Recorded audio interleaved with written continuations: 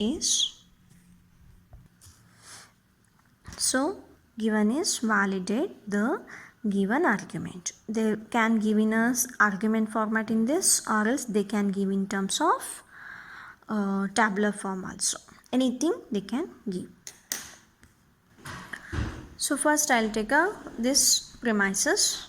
So I'll write step 1, P or negation of Q. This is simply premises, so I'll write a premise. Okay, so what I'll do, I'll make a negation of Q this side and P this side, because look at the conclusion, it is simply negation of R. Whereas here I am having P, Q, Q, R and P. I have to eliminate P and Q. So if I want to eliminate, here it is negation of Q and here it is negation of Q. So let us bring that one this side. Okay, so I'll apply now commutative law. Commutative law, and from step 1, so this negation of Q first, then or P. Okay, once it is done, next what I'll be doing, I will be writing this one in terms of Q implies R only. Okay, so if I want to write that one, I'm going to use a fact. What is a fact? From which step? From step 2, and fact is P implies Q is logical equivalent to negation of P or Q. Okay, so this is my fact is there. So if I apply here, so what it will be, ours is negation of Q or P is there. Okay, so already, so what I'll be getting, I will be getting Q implies P, right? So this one I'll be writing as it is here. So Q implies P. Then after this, next what I'll be having, I can write is, from this one can we simplify or can we do anything? Yes, because I want negation of Q, that too followed by implies I want. So can we apply or can we change anything?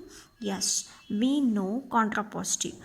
If I apply contrapositive to this one, I will be getting the statements or any of the primitive statements in terms of negation of Q.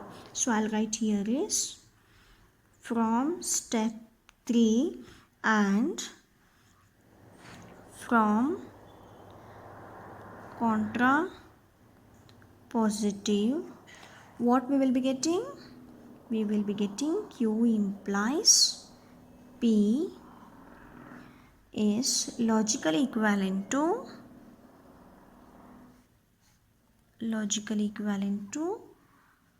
negation of P implies negation of Q. I think it is not visible. Okay, now it's visible.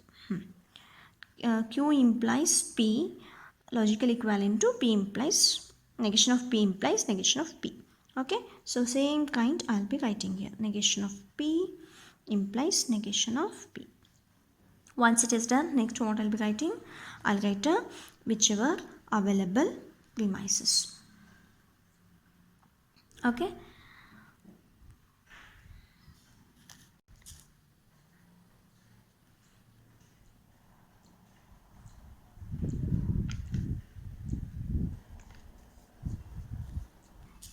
so next I have written premises. Now what I'll write, from step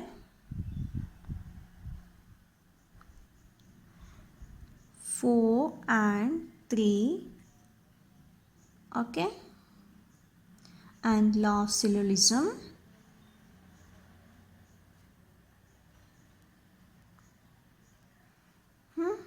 four and sorry, it is not 3, it is 4 and 5. 4 and 5, these things are common, right? It should be Q. Okay, so now this part and this part are common, 4 and 5. So I'll be getting law of syllogism. So what I'll be getting, negation of P implies R.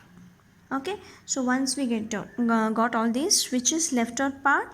Left out part is only one premises. I'll just move this one. So what is left out part? Only this one. So I'll write that one. Premises which is left out, P. So I'll write it as premises. Okay, once it is done, now can we apply any law to these things so that I can get R? Yes. My answer is in terms of negation of R. So if I apply anything over here, I may get R, but I may not get a negation of R. So we'll apply some law to this one, so I can get a negation of R. Then we can apply using this premises, and that one we will be getting. So what I'll be getting? I'll get a writer here from step 6 and contra positive. What I'll be getting? P implies Q is logically equivalent to negation of Q implies negation of P. This one I know. So what mine is negation of P implies R is there. So what it will become? Negation of R implies double negation of P it will become. In other words, it will become negation of R implies P. Right? So this direct answer I'll be writing over here. What it is? Negation of R implies P. Okay. So from this one, what I can say? Which law we can write to get an answer? Yes. Negation of P, I can these are may get eliminated, right? So I cannot apply any law to get this particular answer. So what we can say is the given argument further cannot be deduced, so it is not going to be valid one.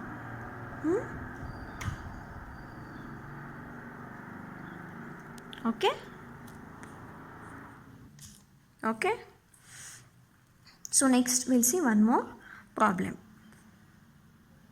So the question is validate the following argument P or Q